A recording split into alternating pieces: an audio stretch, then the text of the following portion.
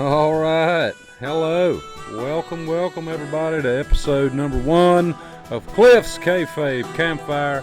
I am he, Cowboy Cliff Rogers. Hope y'all doing well out there in internet land, wherever you're listening to this from. I want to say thank you for taking time out of your busy schedule to support independent wrestling. You know, a lot of people still turn a blind eye to it, but we've always seen that resurgence every couple of years. And, you know, a couple of years ago when the indie scene really started blowing up again, as a fan, I thought it was cool. And now as a worker myself, I get to go out there and be a part of these shows. And even just sitting in the locker room sometime, just you feel the buzz that indie wrestling has its own charm. And that's why this podcast, my boys over there at the studio hooked me up with some equipment. And now we're going live here at one of my mini barns at the Rogers Ranch. I say we're going live. This is taped, but hey, one day we'll start doing the live streams. My guest today, a training partner of mine. We haven't actually gone toe-to-toe within our home federation just yet, but we both wrestle for United Wrestling Entertainment, UWE, based out of Pineville, Louisiana, over right in the middle of the state of Louisiana. Me being a Texan, I actually have a lot of family roots in that area of Louisiana and kind of spent about half my life there and wound up staying there for a while to see family, and then found the UWE and gave wrestling a shot. So that's where I come into play. And when I joined up with them in the summer or the fall of 2021 is when I met this gentleman. Ladies and gentlemen, my first guest today, the demigod, Xavier Storms. Storms, how are you, sir? Thank you, sir. It's nice to see you, as always. And in case you haven't noticed, it's a name change. It's X Storms now.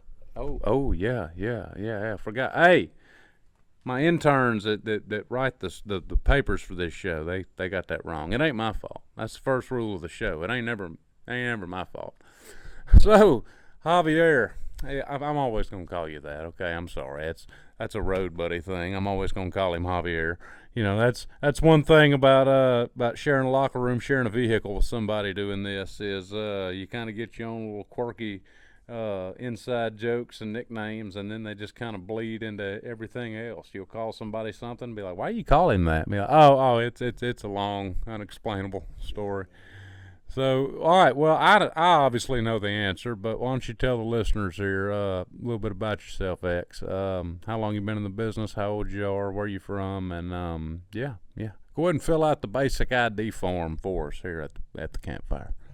Well, man, as you know, I'm a young guy from Alexandria, Louisiana. I'm 21 years old. Surprisingly, I never thought I would have saw myself doing this at my age, being a young guy. You know, they say young guys really don't make it well in the business. I'm trying to prove everybody wrong right now. So, I found the UWE around March. Just went ahead, signed up for it, did my thing. Around the first couple of weeks, it turned out pretty well for me. I don't know if I'm allowed to say this on air, but I'm going to go ahead and tell you. I'm pretty sure you heard the story. Around my first couple of weeks, I ended up in training by myself. So I had a lot of more time to work on my craft, do everything I needed to do. What do you mean by training by yourself? Like everybody left, everybody quit? What happened? So it was 3 guys in my class. I'm not gonna mention all their names because of some issues that happened. Yeah. I mean, we're not in the business of burying people here, folks. If we tell some juicy insider stuff, And it's guys that already have a name or very well could have a name soon in the indie scene, and there's any promoters listening, we may not mention names exactly, but Anyway. So yeah, some things happened. A couple of guys, one guy ended up hurt during his first couple of weeks, so I felt bad for him. Just wished him a speedy recovery, and then one guy just went ahead and quit. Just said forget about it. He was going to find somewhere else to go. And so I ended up a couple trainers, guys that were already there, helped me out with some of my craft. They pretty much spent most of their time, instead of working on their craft, they helped me do what I had to do to get where I needed to be. So that worked out pretty well for me. In my first couple of weeks, they did like a graduation show around that time. So I ended up putting it in that, helped out one of the guys there, and So from there on, they just kind of seen the potential in me, started putting me in more shows. They seen what I could do, what I could bring to the table. So doing all that, I mean, it just got me to the spot I'm in now. I'm pretty sure we'll get into that a little bit later. So if I'm correct here, you started in summer 2021. Yes, sir. Yep. I was right behind him. I was in the fall 21.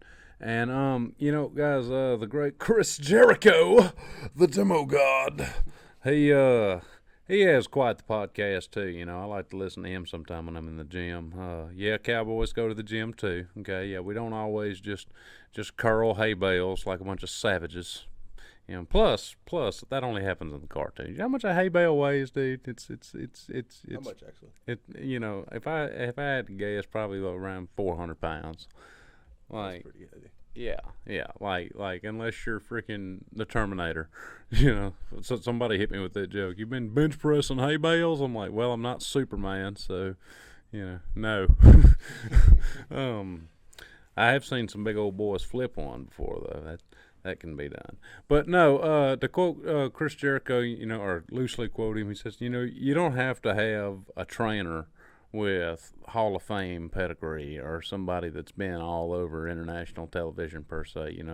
Just find you some good training, some honest training, somebody that's not delusional and thinks they're better than what they are and all that, and just get you some reps in front of a crowd. That's kind of where we're at right now. It's just trying to rack up those you just take bookings where you can. That's smart, and you just kind of got to learn how the business works. It can be a snake sometime. Right. Yeah, during the first couple of months we ran into a couple of promotions like that, so you just have to watch out for those couple of promotions that aren't really doing good business. So you just got to find the right spots where you are. Yeah, advice to anybody listening that thinks they want to give it a shot, just research and just find a school close to where you live, but then research that guy. Right. Like you're going to want to find, obviously they're going to probably go by their old stage name or a combination of both, like their real name, quote, stage name. Research both. And, if you can find stuff about them online, like a web article or something, even if it's like Wikipedia, that's a plus. Yeah. As opposed to, like, if you've never heard of anybody. So our trainer, for example, I'll go ahead and drop his name. He runs the UWE.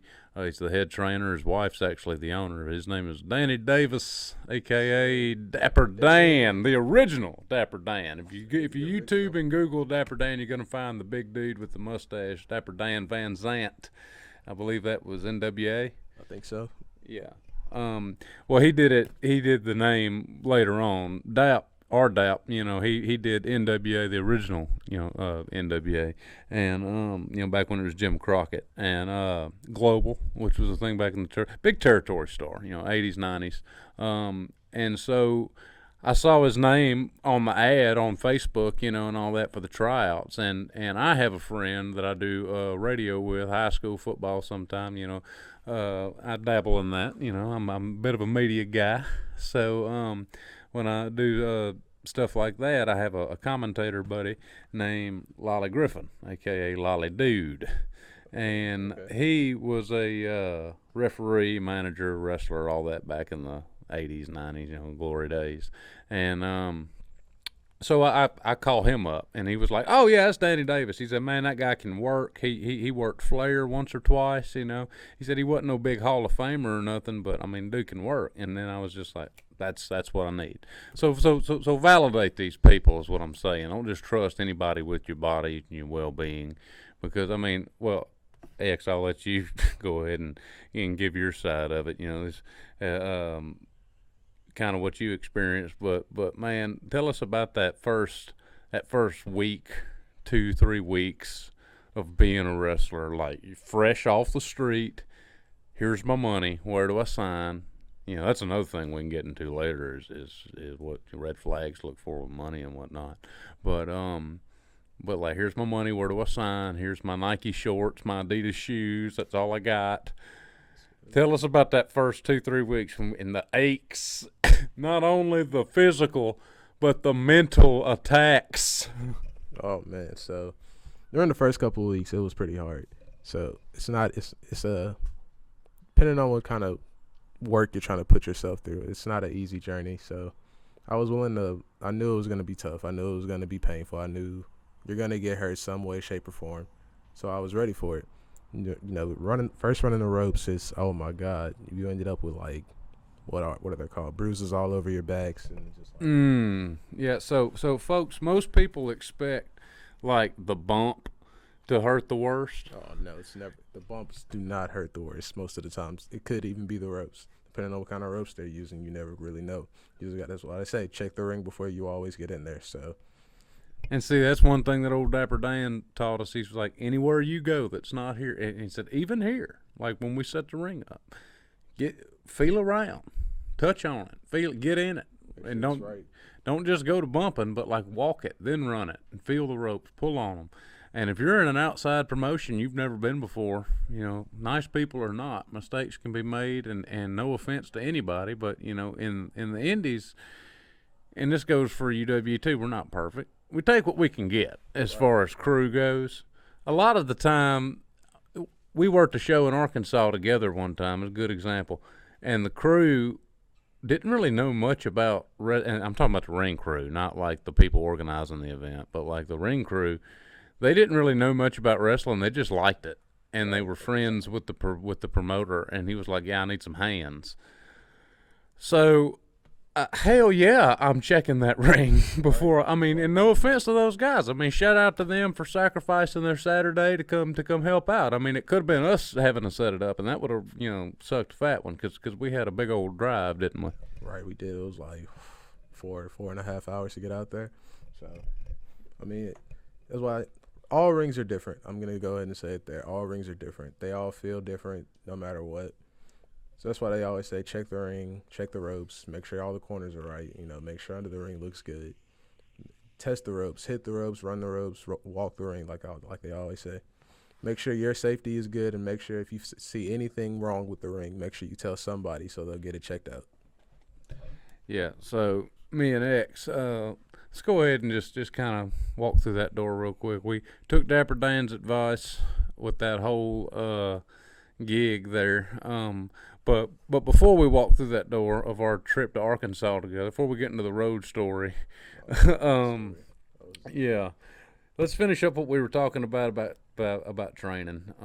So that first couple of weeks, you know, your back hurts. For me, you know, because we started within the same year, right? You know, for me, it was it was my whole lower back. It was just one solid bruise at one point. And like I was working one day at my job, and I was unloading a box, and my boss man comes over there, and he's just like, dude, like, I don't know what you're doing, but like, you need to stop.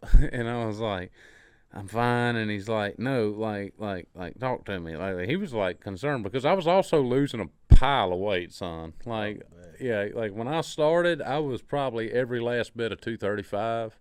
And what are you now? Today, I just weighed yesterday, and I've been trying to bulk, so I'm at like 190. Okay. But for a while, I've been like 185, 190, somewhere around there. But I'm bulking right back up, you know, so I'm already right back to 190. But when I started, I was like 235, and I was drastically dropping weight because that's another thing about training folks. Running the ropes is you're not going that far, but you're going hard, because in wrestling, and this is up to the trainer, with Dapper, it was, you know, he's an old school guy. Yeah, old school trainer. So with old school, you want some things to look pretty graceful, and they're big on quiet feet, almost like football. Like, right. You know, if you've ever played high school or college football, when you're doing drills and stuff, you don't want to bang your feet down, just boom, boom, boom, boom, boom. Well, that's how they want you to run. Is, you know, you shouldn't really necessarily hear clonk, clonk, clonk. But then again, we've worked at a promotion in Beaumont, Texas, to where they advised, like, no, dude, it's wrestling. It needs to be dramatic, big, bam, bam, bam. So then, you know, be a chameleon, you know, and do what you're asked. But kind of what Dapper Dan instilled in us is if you're not necessarily asked to do it and you don't want to do it, do your thing. Do what you do best. But then again, if the promoter's booked me and he's paying, and he's like, I want you to run hard. Well, yes, sir. I mean, okay. I mean, gotta get it. It's not like you're asking me to like change my finish, Right. So you just gotta. It's like another thing they always say on the indies. Gotta just whatever the promoter's asking you to do. If it's paying you well, then go ahead, man. I learned something when I went to the D'Lo Brown seminar. I went there a couple months ago. He told me, always ask your promoter what he's asking for you, and if it's not sounding good, then agree to disagree, and then do what you got to do that night, and then part ways. So, if it leads up to parting ways, then yeah, I would go ahead and part ways. But if it always just agree to disagree on that and figure out something that works for you, then go ahead and try to work something out, and then work from there. So something I want to bring up is you kind of had like an unusual training though, because all right, I don't really want to say. He's already grinning at me, folks. He's giving me that little grin he does. Oh my gosh. Well, but look, he was just really athletically gifted when he started. I mean, this boy started the class, and Dan is a very well qualified trainer. And if he had to, he could still get in there and work. I mean, yeah. If something were to happen, and big opportunity, money on the table, and he had to go work a pay-per-view, Saturday, and he learned about it Thursday, he could do it. He's still dedicated to the craft of the business. So that's one thing I like about Dap. He's always willing to help you out and do whatever he has to do to make sure you get where you need to be. That's one thing he always told me. He's going to make sure everybody's in good hands and good standings. So shout out to Dap. Yeah, shout out to him, but he didn't have to really train you that long, because one thing about Dap is he just kind of hammers in those essential core basics, and he does so in like an old school style. Where no, he doesn't just beat the crap out of you like they used to back in the day, from what I heard, but like he does. He's all about repetition. About like you'll go to school, right? In 1 week you'll just work on, let's say, arm drags and hip tosses. Right. And then you go Monday, Tuesday, Wednesday. You get to Wednesday, and you're just like, okay, let's move on. But then when you actually work a match, you're just like, I need to move. This guy's getting up. He wants to beat me. I want to beat him. I need to move. Well, you do that dadgum hip toss arm drag drill enough, guess what you're going to do? You're going to hook that dude and hip toss him, because it's drilled in your mind, right. So you got to appreciate that. But you were just cranking out beautiful hip tosses first day. So he's like, all right, well, let's not waste his time. All right, let's move on to this. Okay, again, let's not waste it. So he blew through the training really quick and was already working shows and stuff within 2-3 weeks. That don't happen often at the UWE, or in a lot of places it don't. But as you quickly learned, and I'd like to advance your story and also mine, because like I say, we started within the same year. I was kind of the same way. My bunch of guys, we clicked along pretty quick. We were working within a month doing bookings. Right. In the area of Louisiana where UWE is located, part of the reason why I wanted to get this show going is because I love the resurgence down here of indie wrestling, specifically Louisiana, because it's been dormant since like the 90s. Right. Louisiana and indie wrestling hasn't really been much going on out here. I mean, we still got a lot of it going on. There's a lot going on around like the Denham Springs area and New Orleans area, sometimes the Shreveport area. I mean, right now the central area now, I mean, there's a lot of indie wrestling starting to pop out in Louisiana. So, I mean, just watch out. We're going to make a name for ourselves. Absolutely. And, and if you're asking yourself, why has it been dormant here for so long? Well, the reason being, part of the reason is because, I blame the backyarders. Now, we've all done it. We've all wrestled in the backyard. if you're a wrestler now, you can never say you've never wrestled in the backyard before. I'm going to save myself real quick. We've all done it. But the people that go a little too far with it and start getting like trying to start like a promotion out of it. Now, if there's any promotions that have started out of the backyard, like, congratulations, all that good stuff. But I mean, I'm talking about the idiots that don't have any training. and try to start a promotion. Like, if They I'm just go not out there waylaying, just like indie wrestling. There's structure, there's footwork, there's knowing what you're doing. Those guys, backyarders, they don't know what they're doing at all. They just go out there and just throw a match together. Hey, you do this, that, and the third, and then hey, let's get some views out of this. See what can happen. That's how that goes. But on the other hand, there are some backyard wrestlers that have made a name for themselves and got into indie wrestling. So there is some guys that can and know what they're doing. So shout out to those guys that have made a name for themselves out of that. Right. Yeah. It's like, not crapping on anybody that had to start from the yard. I mean, you got to do what you got to do. But, the idiots out there that do the death match stuff in the yard and get hurt. Louisiana is one of those states out there that still has legal control over professional wrestling, which means our state board of boxing and wrestling has a say in it. Now, in a lot of states like Texas, Mississippi, Arkansas, the state board don't care. They just govern boxing and MMA. So that's why a lot of Louisiana promotions try to run in Texas. UWE, that's what we do. We run a lot of shows in Texas. Right. Shout out to one of our veterans that's on board, Mark Von Erich from the Territory days. He's our Texas booker, and so we try to run both states because when you run, us starting in Louisiana. Right. Guys that started in Texas, they're just like, yeah, it's wrestling. But we were like, oh, it's Texas? We can do power bombs? Yeah, we can do pile drivers? Because there's so many banned moves and banned things you can't do in Louisiana is what I'm getting at. That passed through you have to pay all this. You have to have a license, blood work, all this stuff you have to have done just to do the show. All this red tape. So us starting our wrestling careers in Louisiana, when we go to Texas, we're just like, oh man, finally got a little bit of freedom to do some stuff.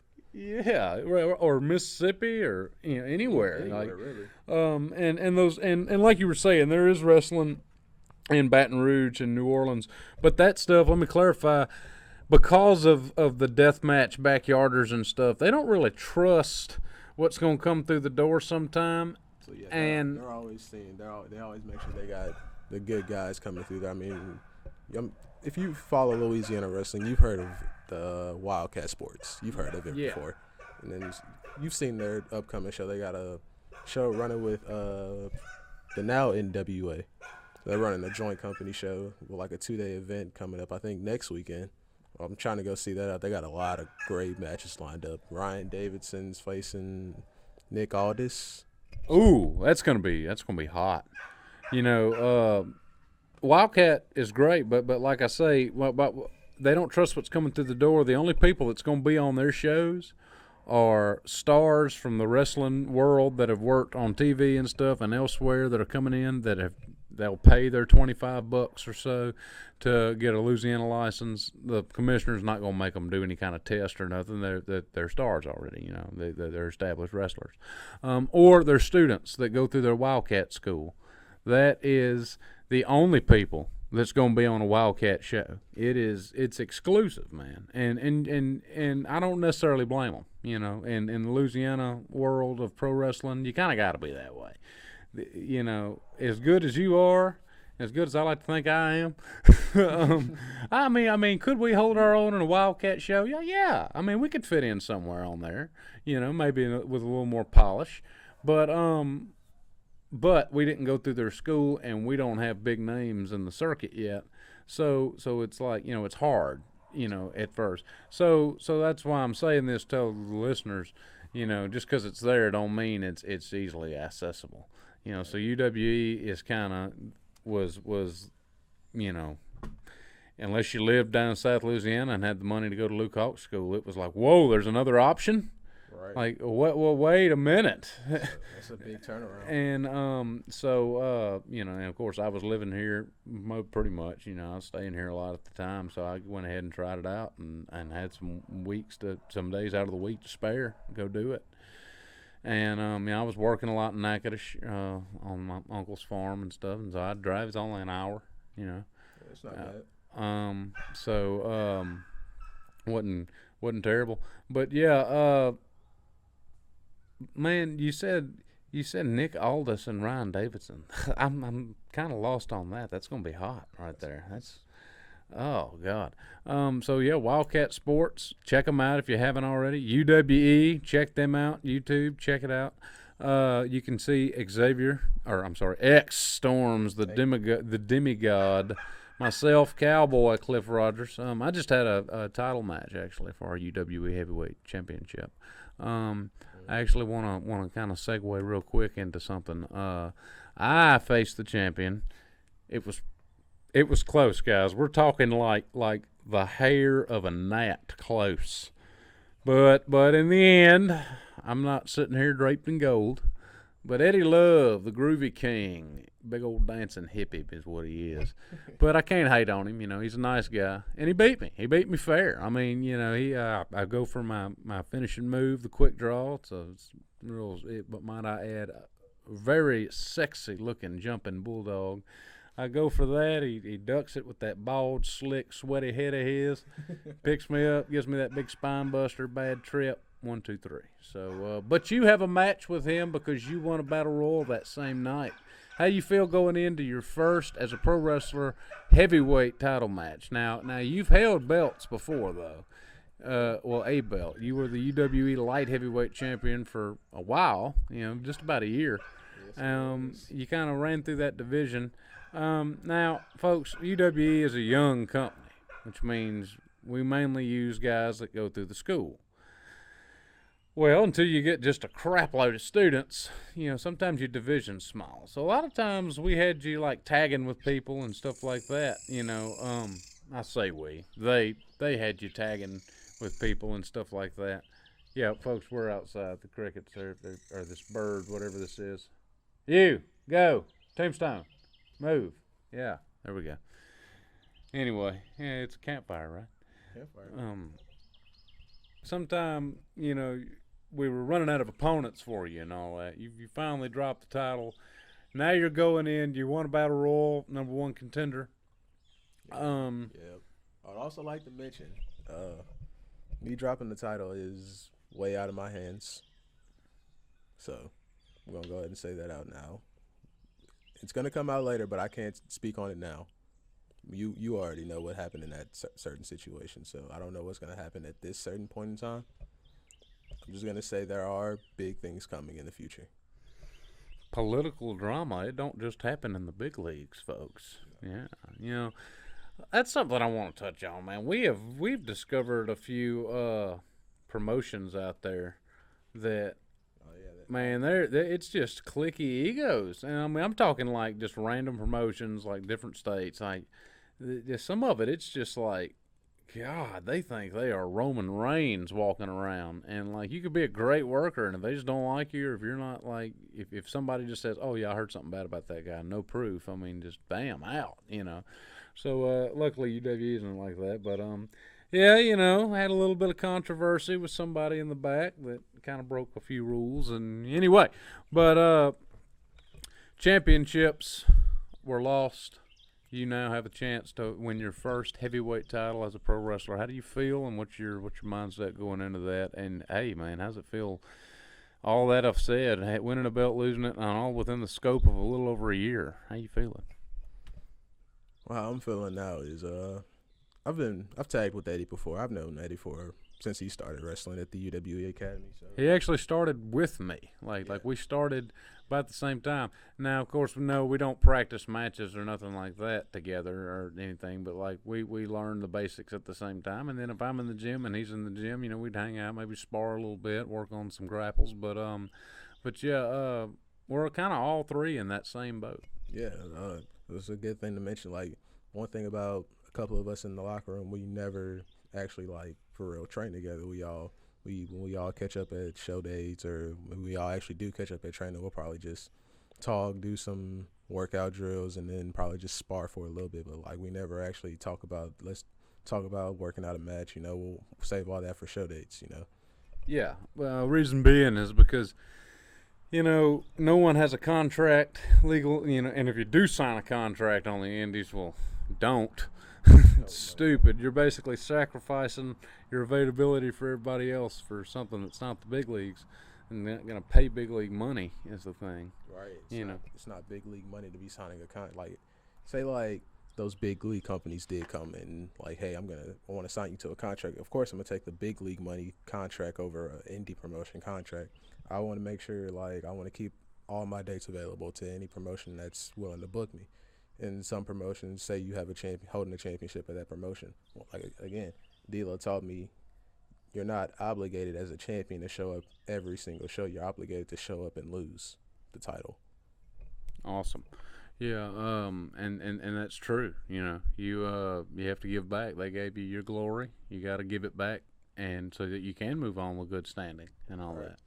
But yeah, the guys aren't signed down, legally obligated to be there. So accidents happen, family things happen. Sometimes guys just suck and just no show you. That's happened to us with some outside guys from outside the school before. Right. Backyarders again, actually. Yeah, exactly. So backyarders. So you never know what you're gonna get till they show up at show day. So that a lot of time matches aren't finalized until everyone's there. Right. And then call time. In the hours, hour or two before the show, during the show, leading up to your match, that's when you figure it out.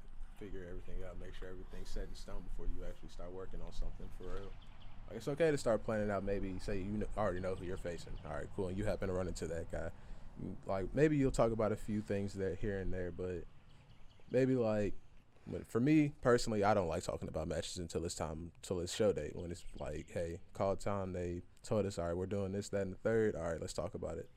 That's me. I personally don't like talking about matches ahead of time, like weeks before, days before. I like to wait till it's then there.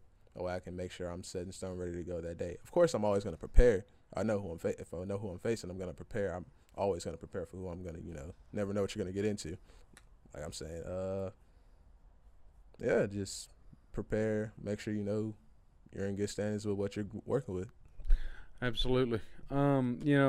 Little side story. I remember one time there was this guy, I'm not going to name his name, but he was on our show, and he had planned out his match with his opponent because they had worked together before, and then they planned something out the week of. Hey, we good. The opponent can't make it now. Something's happened with the baby, and the baby was fine, but the baby was sick or something. He couldn't make it. What do we do? So now because he hadn't paid much attention to calling on the fly, which is a lost art. Very lost art. He was just like, oh crap. So then they put him in a tag match against me and the guy that I was tagging with at the time. And now we're trying to fill him in on the spots and the finish, and he's just like pale. Right. Can't think. And luckily it shook out. We had somebody show up that he was comfortable working with that got him through the match, and they put on a fire match. It was a pretty good little match. And those two guys are tagging now. So something cool came out of that night. It needed to happen that way. So luckily we didn't have to try to just in other words, beat the crap out of him because he's deer in a headlighting us, because he's like, oh, I wasn't supposed to be tagging last week. So be ready for anything, really. Always be ready for anything. You never know what's going to happen. Well, sir, the fire's getting dim. Embers are starting to burn out. Real quick, let's just tell one road story. Me and you were actually in this one together. We traveled to Dirks, Arkansas. If you're wondering what's in Dirks, Arkansas, there's a nice community park, and that's about it. It was what we saw. That's about it. We was on the Facebook, and I find a promotion, and I'm just like, hey, here's some tape. Here's a sexy picture of me with my jeans and cowboy hat on. That right alone should be enough to get booked, I think. Yeah. They see it, they book it. And then I get a call from the demigod. And the demigod tells us, he's like, or he tells me, he says, hey man, what you doing this date? I need a ride somewhere. And I was like, oh my God, I'm on the same show. Let's do it. So he comes and gets in my Cadillac. Yeah, I travel in style. Cowboys don't always have to drive trucks, Tombstone. we make our way out there to Arkansas, and dude, we get there, and it's like this. Okay, first of all, start with the ring. Oh my God! So it's a festival show, first one outside event. I pulled up there first. When I've met everybody, went to go meet up with the booker. I don't know what you were doing at the time, so I went to go meet with the booker. I seen the ring. First thing I noticed in the ring was a big hump in the center. I said, okay. Then I actually started visualizing, looking at the ring. I realized, hold on, there's no canvas on the ring either. I was like, oh crap, I don't know what I done got myself into. So every professional wrestler know you test out the ring, you bump in it, see how it feels. First thing I do when I get in the ring, I slipped. All right, it's not. You never slip as soon as you first get in the ring. It's like unseen, unless you end up on Botchamania doing it. Then you'll see it there. But the ropes were like, I wish I had something to show you. Like they were like super thin ropes. Like I just don't. It sucks so bad. I hate talking about it. Yeah. Pretty much. Yeah, the ropes were, if I had to guess, nylon rodeo bull ropes, Just like taped up. It was shoelaces. But hey, the crowd was big though. the crowd was big. So. Festival show. So I'm a baby face at the moment, and I kind of like it. Being the old. I kind of compare myself to like some people want me to be like the cheesy, campy cowboy, like Gene Autry or something. Me, I see myself more like an Alan Jackson or Tim McGraw, not necessarily or Toby Keith. Damn it, my favorite American. Hell yeah, Tombstone. No, but so anyways, I'm walking around baby facing it up in the festival. I'm having fun, man. People's playing laser tag. I really wanted me some of that funnel cake, but I'm an athlete, damn it. I made a promise to my body. So I'm walking through getting people to come to the show. We get over there, and like, first of all, it's in a rodeo pen. It's like in a roping pen. Right. And that was another thing. I was right at home. I loved it. I don't know about you. I mean, I felt like I was at high school rodeoing again in Texas. It was freaking cool for me. But everybody else there was just like, oh, this is so podunk. Right. Nope. Oh my God. Even the locker room sucked there. Like there was no. What locker room? Exactly. That's the thing. There was no locker room. There was really no privacy back there. Luckily, there was female talent, but they actually had like a little tent set up for them to go change in. So luckily there was that. I think they showed up dressed. You're actually right. They did show up dressed. Yeah. See, they were smart. They did that at the house. Right. They did all that tucking and stuffing and all that stuff them female wrestlers got to do. Us guys, no shame. I'm hanging in the wind. I just take my stuff off. There's somebody has a white sheet, and they're hanging it up. That was about it, just a white sheet. And they're hanging it up on their pickup truck, and I'm just like, well, Indies. And I walk over there, and I'm like, hey, brother, can I use your sheet? And he's like, sure, man. And so I just drop trowel. There it is, and then here comes his like girlfriend or something. Hey, what's up? I'm like, oh, Jesus. Oh, so I go ahead and put everything on, and then come strutting out there, played it off, did the old Clark Kent Superman change, and then come out with my hat on, and they're just like, whoa, nice boots, bro. And I'm like, well, thank you, man. Thank you. They wore nice boots after that night. I wasn't just sitting there, sweating in the heat in the middle of nowhere, Dirks Bentley, Arkansas, with my balls hanging. Just that's the one thing I hate, going in there just already like super sweating, super slippery. Oh my God.